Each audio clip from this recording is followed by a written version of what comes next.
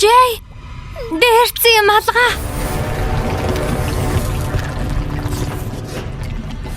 Лав байна.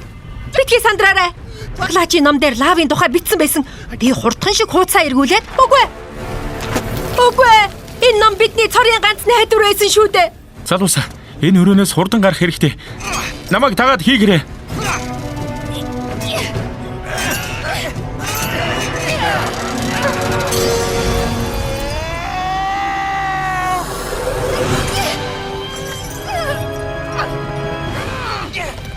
Баярлалаа. Ня, би чамд хайртай.